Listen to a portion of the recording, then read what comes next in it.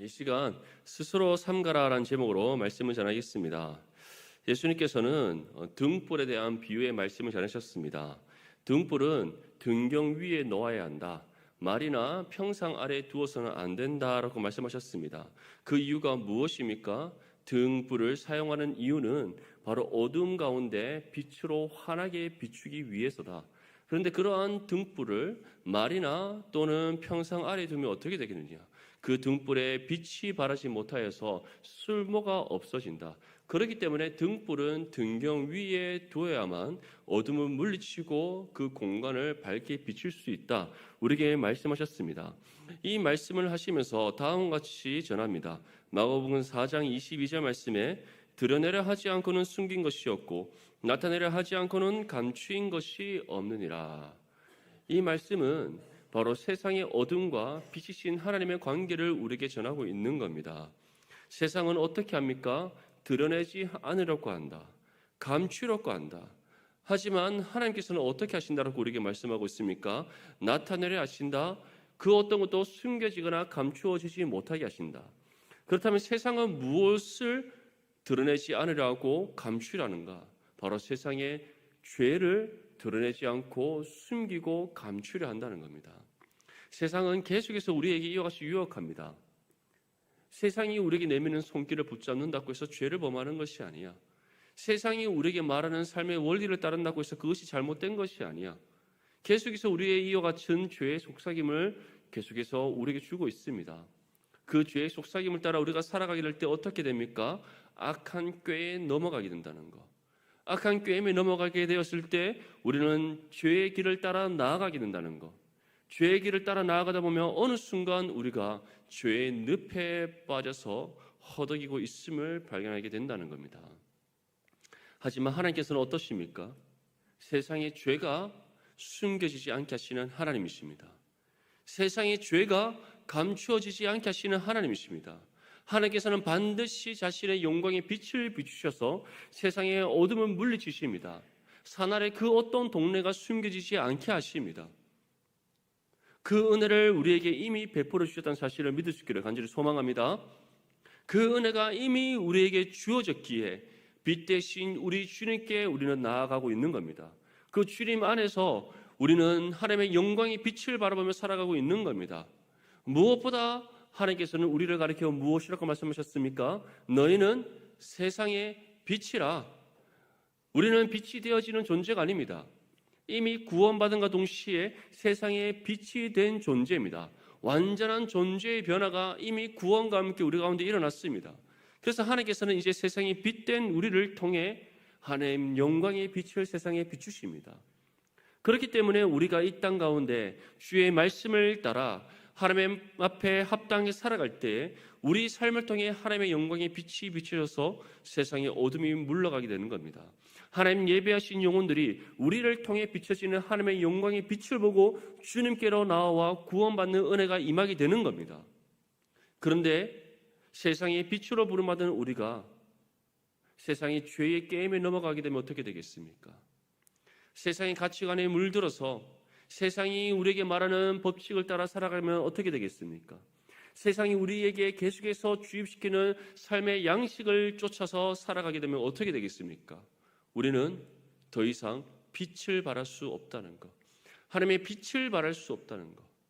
오히려 우리는 세상과 동일하게 우리의 죄를 숨기려고 감추게 된다는 겁니다. 그것을 우리는 세상과 타협한 인생, 죄에 대해서 더 이상 민감하게 반응하지 못하는 죄인된 인생이다라고 표현을 하는 겁니다. 사랑하는 성도 여러분, 세상의 빛으로 부름받았음을 믿습니까? 그 사실을 믿는다면 언제나 주의 말씀 가운데 깨어 있기를 바랍니다. 주의 말씀은 내 길의 빛이요 내 발의 등입니다. 주의 말씀이 우리의 입술에서 떠나지 아니할 때, 주야로 묵상할 때 하나님께서는 우리로 하여금 바라보며 나아가야 할 길을 밝혀 보여주십니다.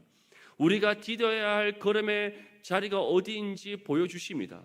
그래서 주님께서 보여주신 그 길을 따라 걸음을 한 걸음 한 걸음을 내디며 나아갈 때 시냇가의 심은 나무처럼 철을 따라 열매를 맺고 그 잎사귀가 마르지 않으며 하는 모든 일이 형통한 복 있는 사람의 합당한 삶이 될 줄 믿습니다. 예수님께서는 이 말씀을 하신 이후에 헤아림에 대한 말씀을 우리에게 또 전하십니다. 우리 본문 24절 말씀 함께 읽겠습니다. 시작. 또 이르시되 너희가 무엇을 듣는가 스스로 삼가라. 너희의 헤아리는 그 헤아림으로 너희가 헤아림을 받을 것이며 더 받으리니. 아멘. 예수님께서는 등불에 대한 비유를 전하시고 난 이후에 헤아림에 대한 말씀을 전하십니다. 여기에서 헤아림이란 자나 저울로 측량하는 것, 자기의 기준으로 타인을 판단하는 것을 의미합니다. 다시 말해 우리가 다른 어떠한 것에 대해서 판단하고 평가하는 것을 가리켜 헤아림이다라고 표현을 하고 있는 겁니다. 그렇기 때문에 여기서 너희의 헤아림이란 어떤 일이나 다른 사람을 평가하는 우리의 가치 판단 기준을 의미합니다. 모든 사람은 자신만의 가치 판단의 기준이 있습니다. 자라온 환경에 의해서 또는 학습받은 내용들에 의해서 또는 우리가 삶의 경험을 통해서 누구나 각자 가지고 있는 가치 판단의 기준이 있습니다.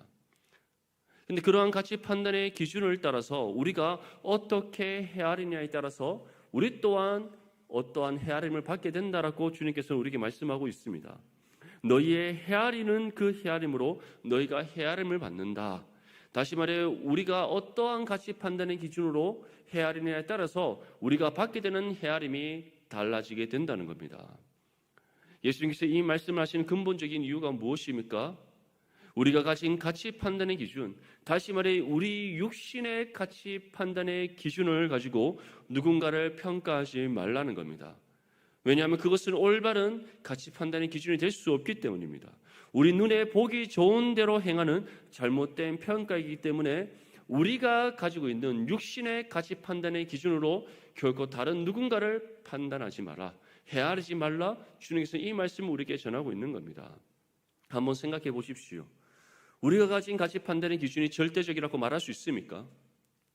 우리가 가진 가치 판단의 기준은 절대로 절대적이지 않습니다. 여러분들도 각자 가지고 있는 가치 판단의 기준이 있을 겁니다. 살아온 환경에 의해서 정립되어지는 가치 판단의 기준이 있습니다. 무엇을 어떻게 교육받고 학습받으며 자라왔느냐에 따라서 가지게 되는 가치 판단의 기준이 있습니다. 내가 어떤 분야에 종사하고 있느냐에 따라서 가지게 되는 가치 판단의 기준이 있습니다. 모든 부분에 있어서 우리는 가치 판단의 기준이 다릅니다. 그렇기 때문에 내가 말하고 내가 생각하는 것들이 옳다라고 누구도 주장할 수가 없습니다. 그런데 우리는 어떻게 생각합니까? 언제나 내가 옳다라고 생각합니다. 내가 생각하고 내가 가지고 있는 가치 판단의 기준을 따라 평가하고 판단하는 것이 옳다고 여깁니다. 하지만 주님께서는 무엇이라고 말씀합니까? 너희가 헤아리는 그 헤아림으로 너희가 헤아림을 받을 것이다.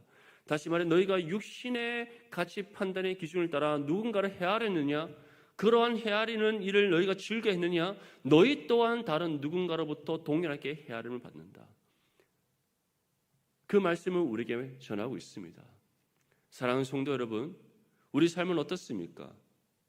한 몸이란 지체를 바라볼 때에 내가 가진 육신의 가치 판단의 기준으로 헤아리고 있습니까? 또는 사회에서 여러분들이 가지고 있는 직장의 삶에서, 가정에서, 여러 많은 사람들과의 만남 속에서 우리가 가지고 있는, 각자 가지고 있는 가치 판단의 기준을 가지고 다른 누군가를 헤아리고 있습니까? 만약 그러한 우리의 삶의 모습이 있었다면 오늘 이 시간 주님께 내려놓을 수 있기를 바랍니다. 왜냐하면 우리가 내가 가진 육신의 가치 판단의 기준으로 누군가를 헤아린다면 나 또한 다른 누군가로부터 헤아림을 받게 되기 때문입니다.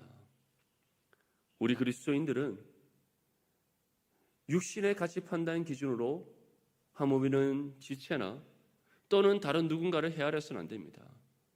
왜냐하면 우리에게는 절대적인 가치 판단의 기준이 이미 주어져 있기 때문입니다. 그것이 무엇입니까? 절대적인 진리인, 완전한 진리인 하나님의 말씀입니다.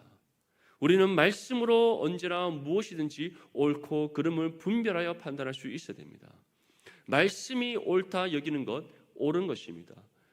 말씀이 아니다라고 말하는 것은 아닌 것입니다. 말씀이 죄라고 명하는 것은 죄인 것입니다. 말씀의 선이라고 여기는 것은 선인 것입니다. 우리는 바로 이와 같은 절대적인 진리인 하나님의 말씀을 우리의 절대적인 가치 판단의 기준을 삼고 주의 말씀을 따라 모든 것을 우리가 헤아릴 수 있을 줄 믿습니다. 예수님께서는 이에 대해서 다음과 같이 우리에게 말씀합니다. 마태복음 7장 1절에서 5절 말씀에 비판을 받지 아니하려거든 비판하지 말라. 너희가 비판하는 그 비판으로 너희가 비판을 받을 것이요 너희가 헤아리는 그 헤아림으로 너희가 헤아림을 받을 것이니라. 어찌하여 형제의 눈 속에 있는 티는 보고 내 눈 속에 있는 들보는 깨닫지 못하느냐. 보라, 내 눈 속에 들보가 있는데 어찌하여 형제에게 말하기를 나로 내 눈 속에 있는 티를 빼게 하라 하겠느냐. 외식하는 자여, 먼저 내 눈 속에서 들보를 빼어라. 그 후에야 밝히 보고 형제의 눈 속에서 티를 빼리라. 아멘. 예수님께서는 지금 우리에게 전하고 있는 이 헤아림에 대해서 마태복음의 산상수훈의 말씀을 통하여 더 구체적으로 우리에게 전하고 있습니다. 다시 말해 주님께서 우리에게 지금 말씀하고 있는 우리가 헤아리는 그 헤아림으로 헤아림 받는다는 것은 무엇을 의미하는 겁니까? 우리가 다른 누군가를 비난하는 그 비난으로 우리가 비난받게 되는 일을 지금 의미하고 있는 겁니다. 한번 생각해 보십시오. 우리가 가진 육신의 가치 판단의 기준으로 다른 누군가를 헤아릴 때에 그것이 선한 헤아림이라고 생각하십니까? 그렇지 않습니다. 교회 공동체를 바라볼 때도 우리가 가진 육신의 가치 판단의 기준으로 헤아리는 사람은 항상 교회 공동체에 대한 부정적인 말밖에 나오지 않습니다. 다른 성도들에 대한 헤아림도 마찬가지입니다. 육신의 가치 판단의 기준을 따라 헤아릴 때는 언제나 자신의 생각만이 옳다고 여기며 다른 사람들을 비난하기에 즐겨합니다. 예수님께서는 그러한 헤아림을 너가 하고 있느냐? 너 또한 다른 누군가로부터 동일하게 비난받을 것이다 라고 우리에게 말씀하고 있습니다. 그렇기 때문에 우리가 비판을 받지 않기 위해서는 어떻게 해야 됩니까? 다른 누군가를 비판하지 않아야 한다는 것. 하나님의 말씀의 진리를 가지고 우리가 교회를 바라본다면 비판을 하기보다 교회 공동체가 안고 있는 문제를 해결하기 위해 기도의 자리에 나올 줄 믿습니다. 왜냐? 모든 지식의 근본은 하나님을 경외하는 것이기 때문입니다. 하나님을 경외하는 사람은 교회 공동체를 바라볼 때에 문제만을 들춰내고 비난하기에 즐겨하는 것이 아니라 그 문제를 안고 하나님께 나와 기도하며 말씀 속에서 하나님의 뜻을 묻는 사람입니다. 성도를 바라볼 때도 마찬가지입니다. 그 성도의 모습 속에서 흠과 티를 발견하려고 하는 것이 아니라 그 흠과 티를 발견하여 비판하기를 즐겨하는 것이 아니라 비난하려고 하는 것이 아니라 그러한 죄악된 헤아림을 행하는 것이 아니라 그 성도를 긍휼히 여기며 그 연약함과 부족함을 마음에 품고 하나님께 기도하는 사람, 그 사람이 참된 믿음의 사람의 사실을 기억할 수 있기를 바랍니다. 그래서 주님께서는 비판을 받지 아니라고는 어떻게 하지 말라? 비판하지 말라. 너희가 비판하는 그 비판으로 너희가 비판을 받는다. 너희가 헤아리는 그 헤아림, 죄악된 그 헤아림으로 인하여 너희 또한 죄악의 헤아림을 받게 될 것이다. 분명히 우리에게 경고하고 있습니다. 이처럼 비판을 즐겨하는 사람은 다른 사람들로부터 비판받게 되어 있습니다. 그 이유는 분명합니다. 남을 비판하는 만큼 자신을 돌아보지 않기 때문입니다. 다른 사람의 문제만을 바라보고 비판하는 것을 즐겨하기 때문입니다. 이러한 사람은 타인에 대해서는 세세히 살펴보고 판단하여 비판합니다. 반면 자신의 삶을 돌아보지 않습니다. 스스로 자신은 잘하고 있다라고 생각합니다. 누구보다 뛰어나다라고 착각하며 살아가고 있습니다. 중요한 것은 이러한 사람은 이와 같은 자기 오류에 빠져 있고 자기 객관화가 되지 않는 겁니다. 그 이유가 무엇입니까? 하나님 말씀 앞에 자신의 삶을 돌아보거나 점검하지 않기 때문입니다. 그렇기 때문에 언제나 자신만이 뛰어나고 자신만이 옳고 자신이 생각하고 판단하는 것만이 정답이라고 생각하며 착각하며 살아가고 있는 겁니다. 얼마나 어리석고 미련한 인생입니까? 어떻게 보면 이러한 사람이 가장 많은 문제를 가지고 있는 사람이요, 비난받을 요소가 가장 많은 사람입니다. 그렇게 예수님께서는 남을 비판하는 사람이 자신 또한 비판받게 됨을 우리에게 말씀하고 있는 겁니다. 사랑하는 성도 여러분, 우리가 가진 육신의 가치 판단의 기준으로 다른 사람을 비난하지 않기를 바랍니다. 교회 공동체의 문제만을 바라보지 않기를 바랍니다. 언제나 하나님의 말씀으로 먼저 우리의 삶을 돌아보고 말씀으로 우리의 삶을 점검하며 우리 자신이 먼저 하나님으로부터 헤아림을 받는 믿음의 삶이 될 수 있기를 간절히 소망합니다. 그렇다면 우리가 어떻게 하면 이와 같은 비난하지 않는 삶, 육신의 가치 판단의 기준으로 헤아리지 않는 삶을 살아갈 수 있는가? 예수님께서 이에 대한 정답을 우리에게 말씀합니다. 무엇이라고 우리에게 말씀합니까? 우리 눈 속에 있는 들보를 빼야 한다. 다시 말해 우리의 눈을 가리고 있는 죄의 들보를 먼저 발견하여 빼야지만 우리의 눈이 밝혀보게 됨으로써 진리의 눈을 회복하게 됨으로써 결코 다른 사람을 비난하거나 육신의 가치 판단의 기준으로 헤아리는 죄를 범하지 않게 된다. 분명히 말씀하고 있습니다. 그런데 죄의 들보를 발견하지 못한 사람은 어떻습니까? 다른 사람의 눈에 들어있는 티를 발견하려 빼려 하고 합니다. 티는 먼지처럼 작은 부스러기입니다. 한번 앞뒤 좌우로 우리 손들님들 한번 바라보십시오. 손들님 눈 속에 지금 옆과 앞뒤에 계신 손들님 눈 속에 티가 들어갔다고 한번 생각해 보십시오. 그 티를 발견을 해서 빼려고 하면 어떻게 해야 됩니까?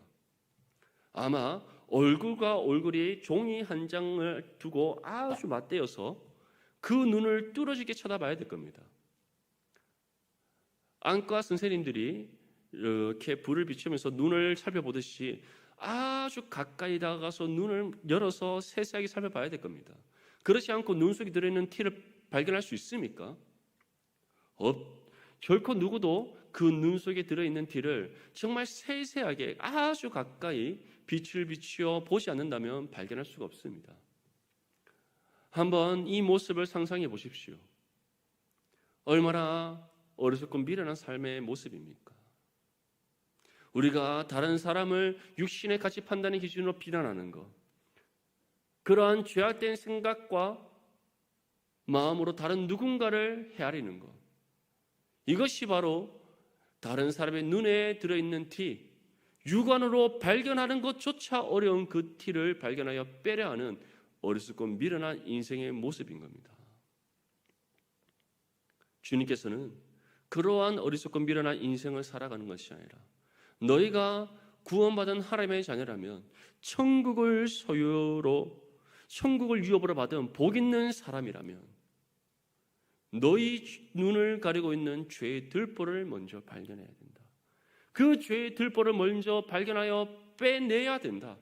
그래야지만 너희가 진리의 눈을 회복하여서 모든 것을 하나님의 말씀의 기준으로 바라볼 수가 있게 된다. 그러할 때는 하나님의 그 말씀의 진리로 옳고 그름을 분별하여 판단하게 될 것이고 주의 진리의 말씀을 따라 하나님의 말씀의 진리를 따라 너희가 살아가게 됨으로써 좌로나 우로 치우치는 상한 갈대와 같은 인생이 아니라 하나님 뜻에 합당한 믿음의 삶이 될 것이고 하나님의 선을 행하는 삶이 될 것이다. 그러할 때 너희는 하나님의 자비하심의 은혜 가운데 하나님으로부터 헤아림 받는 복된 인생이 될 것이다. 분명히 우리에게 약속하고 있습니다. 사랑하는 성도 여러분, 우리의 삶을 돌아보시다. 우리는 지금 어떠한 인생을 살아가고 있습니까? 다른 사람의 눈에 보이지도 않는 그 눈 속에 들어있는 티를 발견하기 위하여 애쓰고 있지는 않습니까? 교회 공동체 안에서 하물 이런 지체들을 바라볼 때에 또는 우리 교회 공동체를 바라볼 때에 여러분들의 가정과 직장과 세상에서 만나는 다른 사람들을 바라볼 때에 우리 육신의 가치 판단의 기준으로 헤아리는 죄를 범하고 있지는 않습니까? 오늘 다시금 말씀으로 우리의 삶을 돌아보면서 우리가 이와 같은 어리석고 미련한 인생을 살아왔다면 그 모든 죄 주님 앞에 내어놓고 회개할 수 있기를 바랍니다. 회개할 때 주님 우리의 모든 죄 용서해 주십니다. 우리가 스스로 발견할 수 없었던 우리 눈을 가리고 있는 죄의 들보를 주님께서 발견케 하시는 은혜를 주십니다. 그리고 친히 그 죄의 들보를 빼내어 우리의 눈이 진리의 눈으로 회복되게 하시는 은혜를 베풀어 주십니다. 그리고 주님께서 바라보시는 그 눈으로 세상을 바라보게 하시고 말씀을 통해 우리로 하여금 하나님의 뜻을 바르게 분별하게 깨달아 그 뜻에 합당한 믿음의 삶으로 나아가게 줄 믿습니다. 무엇보다 우리는 날마다 우리의 눈을 회복하고 하나님의 뜻을 발견하여 그 뜻에 합당한 삶이 되기 위해 하나님의 말씀 앞에 우리의 삶을 비춰봐야 됩니다. 주의 말씀을 거울로 삼아 우리의 삶을 돌아보고 점검해야 됩니다. 왜냐하면 주의 말씀을 통해 우리의 삶을 점검하고 돌아볼 때 하나님께서는 날마다 우리의 삶을 새롭게 변화시키시는 은혜를 베풀어 주시기 때문입니다. 이에 대해 히브리서 기자는 다음과 같이 전합니다. 히브리서 4장 12절에서 13절 말씀에 하나님의 말씀은 살아있고 활력이 있어 좌우의 날선 어떤 것보다도 예리하여 혼과 영과 및 관절과 골수를 찔러 쪼개기까지 하며 또 마음의 생각과 뜻을 판단하나니 지으신 것이 하나도 그 앞에 나타나지 않음이 없고 우리의 결산을 받으실 이의 눈앞에 만물이 벌거벗은 것 같이 드러나느니라. 예수님의 말씀과 이 히브리서의 말씀을 연결해서 생각해 보면 다른 사람을 비난하기에 즐겨하는 사람, 육신의 가치 판단의 기준으로 헤아리는 일을 힘쓰는 사람, 그러한 사람은 어떠한 사람이라는 겁니까? 하나님의 말씀 앞에 자신의 모습을 비춰보지 않는 사람, 주의 말씀으로 자신의 삶을 돌아보지 않는 사람, 점검하지 않는 사람, 하나님의 말씀이 그의 심령을 찔러 쪼개어 변화시키는 은혜가 없는 사람임을 우리에게 말씀하고 있는 겁니다. 얼마나 불쌍한 사람입니까? 얼마나 어리석고 미련한 인생입니까? 얼마나 죄악된 삶입니까? 중요한 것은 이러한 사람은 주의 말씀을 들음에도 불구하고 깨닫지 못하고 주의 말씀이 선포되고 있음에도 불구하고 그 말씀 앞에 반응하지 않는다는 겁니다. 너무나도 안타깝지 않습니까? 하지만 거룩한 하나님의 자녀는 어떻습니까? 주의 말씀 가운데 믿음으로 반응하게 될 줄 믿습니다. 하나님의 말씀이 선포되어질 때 그 말씀을 귀 기울여 듣고 그 말씀 가운데 역사하신 성령의 은혜로 우리의 혼, 다시 말해 우리의 정신과 우리의 영혼과 우리의 육신이 주의 말씀 가운데 역사하신 성령의 은혜로 새롭게 변화되는 은혜가 임할 줄 믿습니다. 그렇게 변화되어질 때에 우리의 눈을 가리고 있던 죄의 들보가 빼내어지는 은혜, 진리의 눈이 회복되는 은혜, 그 눈으로 말씀을 바라봄으로써 하나님의 말씀의 진리를 발견하여 그 뜻에 합당하게 나아가는 은혜, 무엇보다 하나님의 눈으로 하나님께서 말씀을 통해 우리에게 회복시키신 그 진리의 눈으로 세상을 바라보게 하시고 우리와 함께 살아가는 사람들을 바라보게 하시고 교회 공동체를 진리의 눈으로 바라보게 하시고 한 몸이라는 지체를 진리의 눈으로 바라보게 하시는 은혜가 임할 줄 믿습니다. 그러할 때 우리는 더 이상 육신의 가치 판단의 기준으로 세상을 바라보는 것이 아니라 또는 그러한 육신의 가치 판단의 기준으로 어떠한 일과 사람을 함부로 평가하고 비난하는 삶을 살아가는 것이 아니라 주의 마음으로 세상을 품고 주의 마음으로 교회 공동체가 한 몸이라는 지체를 품고 살아가는 거룩한 그리스도의 삶으로 나아갈 줄 믿습니다. 사랑하는 성도 여러분, 정말 이 말씀 앞에 우리의 삶이 변화될 수 있기를 간절히 소망합니다. 주님께서는 마지막으로 다음과 같이 우리에게 전합니다. 본문 25절 말씀 함께 읽겠습니다. 시작.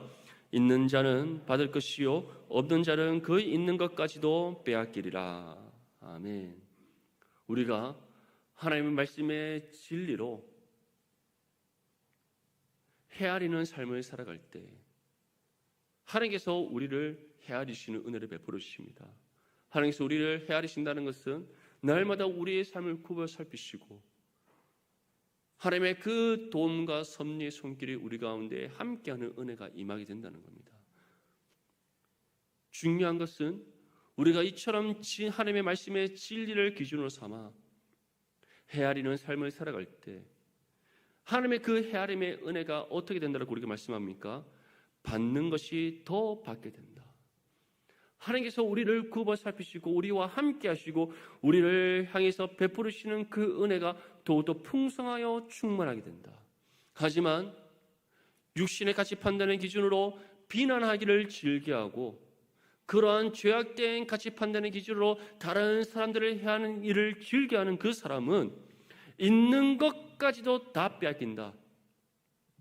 있는 것까지도 다 빼앗긴다는 것은 그러한 사람에게 주어질 것은 하나님의 심판의 진노밖에 없다는 것을 우리에게 말씀하고 있습니다.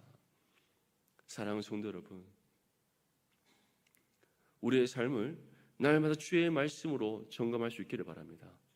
말씀을 우리의 삶의 거울 삼아 늘 우리의 삶을 비춰보고 돌아볼 수 있기를 바랍니다.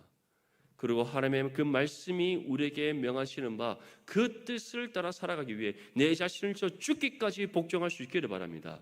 우리 눈을 가리고 있는 죄의 들보를 발견하여 빼내어 우리 진리의 눈을 회복하고 하나님께서 말씀을 통해 우리가 보여주시는 그 진리의 길을 따라 나아가는 저와 여러분들이 될 수 있기를 바랍니다. 하나님의 마음으로 한 몸이는 지체를 품고 하나님의 사랑으로 우리 이웃을 사랑하고 무엇보다 하나님께서 우리에게 허락하신 교회 공동체를 말씀의 진리 가운데 든든히 세워나갈 수 있기를 바랍니다. 그럴 때 하나님의 헤아리심의 은혜가 우리의 삶 가운데 충만하여 줄 줄 믿습니다. 그 은혜가 더해지는 은혜가 있을 줄 믿습니다. 또 우리의 삶을 통해 하나님의 선하신 그 능력이 나타나서 세상을 변화시켜 나가는 거룩한 믿음의 삶이 될 줄 믿습니다. 이러한 삶으로 끊임없이 변화되어지고 주의 뜻에 합당한 믿음의 삶으로 나아감으로써 주께 영광 올려드리는 저 여러분들의 삶이 될 수 있기를 주님의 이름으로 축복합니다.